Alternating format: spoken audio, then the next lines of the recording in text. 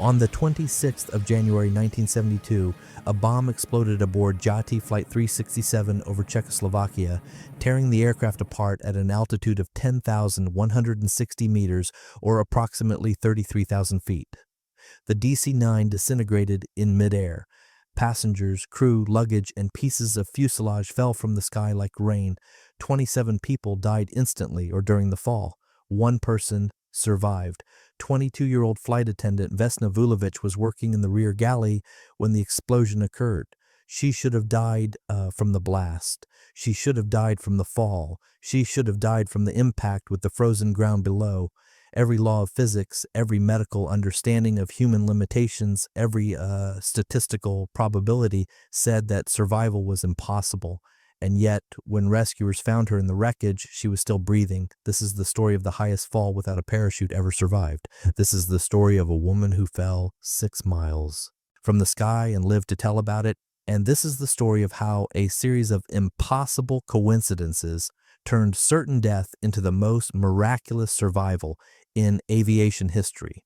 Vesna Vulović was born on January 3, 1950, in Belgrade, Yugoslavia. She grew up in a modest family, studied economics, and dreamed of seeing the world. When JAT Yugoslav Airlines began hiring flight attendants in 1971, Vesna applied, hoping the job would allow her to travel. She was hired in December 1971, just 1 month before the flight that would change her life forever. By January 1972, Vesna had completed her training but was still relatively inexperienced. She had worked only a handful of flights. On the morning of January 26th, she wasn't even supposed to be on Flight 367. The airline had confused her with another flight attendant who had the same first name. When Vesna pointed out the error, she was told it was too late to make changes. She would have to work the flight. It was a decision that would save her life and cost 27 others theirs.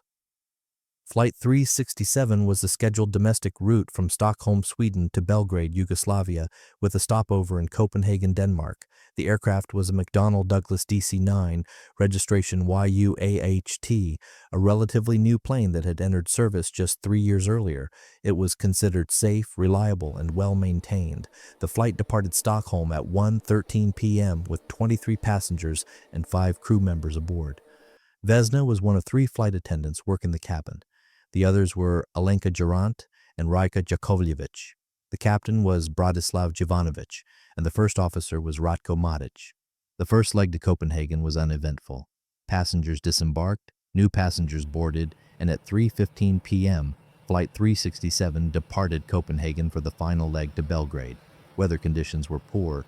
Heavy snow was falling across Central Europe. Visibility was low, but the pilots were experienced, and the DC-9 was designed to handle such conditions. At approximately 4:05 p.m., the aircraft was cruising at an altitude of 10,160 meters over the mountains of Czechoslovakia, near the town of Srbska Kamenice. In the rear galley, Vesna was preparing a meal cart for service. She was alone. The other 2 flight attendants were in the forward cabin, and then the world exploded. The bomb was hidden in the forward baggage compartment, though investigators would debate this detail for decades. What is certain is that at 4:05 p.m., an explosive device detonated aboard Flight 367, ripping through the fuselage and causing catastrophic structural failure. The DC-9 broke apart.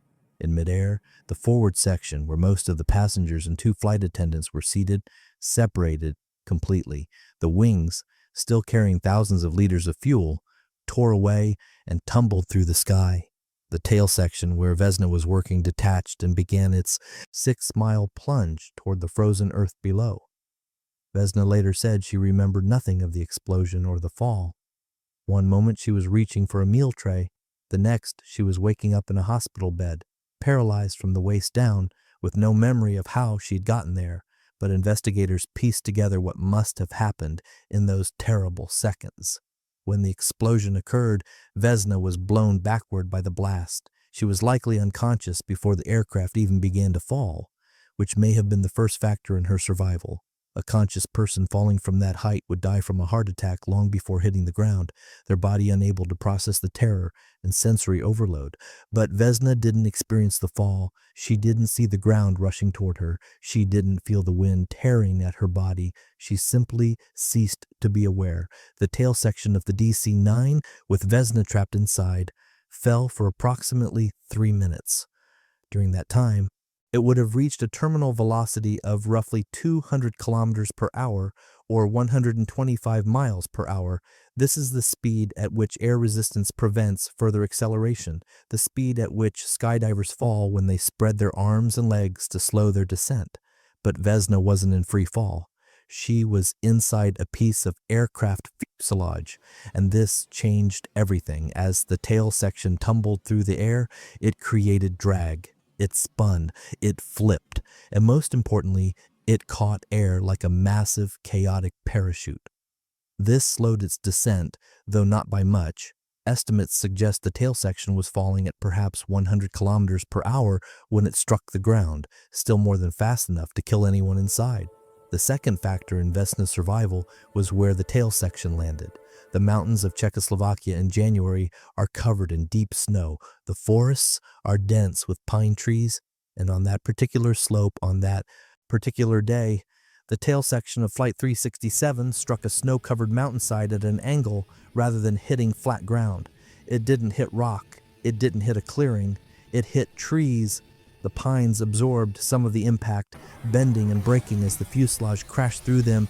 The snow absorbed more, compressing under the weight like a massive cushion, and the angle of the slope meant the tail section didn't stop suddenly, but instead skidded and rolled, dissipating energy over several seconds rather than in a single fatal instant. But even with all of these factors, the impact should have killed Vesna. The G-forces alone should have liquefied her internal organs. She survived because of where she was positioned in the falling debris. Vesna was pinned between a food cart and the rear lavatory door when the tail section hit the ground. The cart acted as a shock absorber, taking the brunt of the impact force. Her body was essentially wedged into a small space that prevented her from being thrown around during the crash. She was trapped, yes, but she was also protected. It was this combination of impossible factors, each one unlikely on its own, all occurring simultaneously, that allowed Vesna Vulović to survive a fall that should have been absolutely, categorically, undeniably fatal. Bruno Henke was a local man from the village of Srbska Kamenica. On the afternoon of January 26, 1972, he was working in a forest near his home when he heard a sound like thunder. He looked up and saw debris falling from the sky, pieces of metal and fabric scattering across the mountainside. He knew immediately that an aircraft had gone down. Bruno ran toward the largest piece of wreckage he could see, a section of fuselage that had come to rest in a grove of pine trees.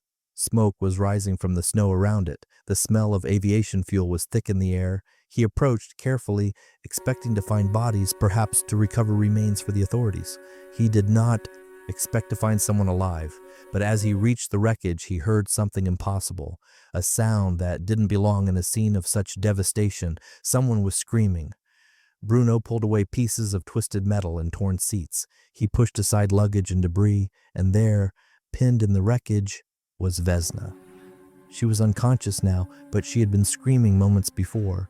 Her legs were bent at unnatural angles. Her face was covered in blood, but she was breathing. Bruno later said that he checked her pulse 3 times because he couldn't believe what he was feeling.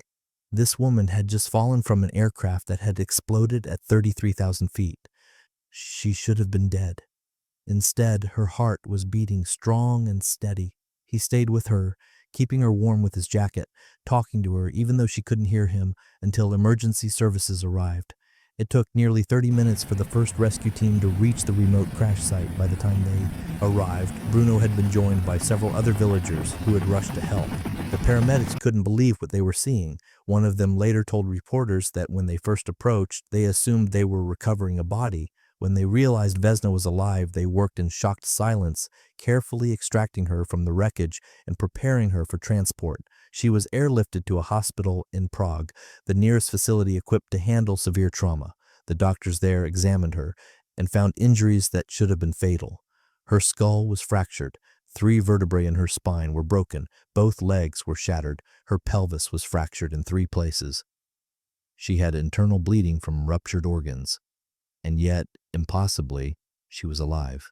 The surgeons operated for hours, stabilizing her condition, setting bones, stopping bleeding. They told her family, who had been frantically contacted in Belgrade, that she might not survive the night. Even if she did, they said, she would never walk again. Vesna was in a coma for 27 days. When she finally woke up, she had no memory of the crash. The last thing she remembered was boarding the aircraft in Copenhagen. Everything after that was simply gone, erased by the trauma. It would be months before she learned the full story of what had happened to Flight 367. When she did, she refused to believe it. She insisted there must be some mistake, some confusion. She couldn't have fallen from 33,000 feet. That was impossible. But the evidence was undeniable. The aircraft had been at cruising altitude when it exploded. The wreckage was scattered across miles of mountainside, and Vesna was the only survivor. She asked the doctors how it was possible. They had no answer. Medically, scientifically, it shouldn't have been possible. And yet, here she was. She spent 10 months in the hospital, undergoing multiple surgeries and intensive physical therapy. The doctors had said she would never walk again. Vesna proved them wrong.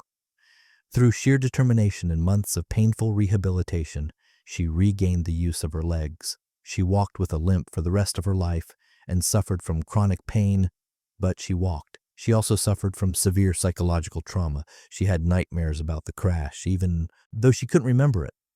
She was afraid of flying. The odds of all of them occurring together are so astronomically small that some people refuse to believe the story is real, but it is.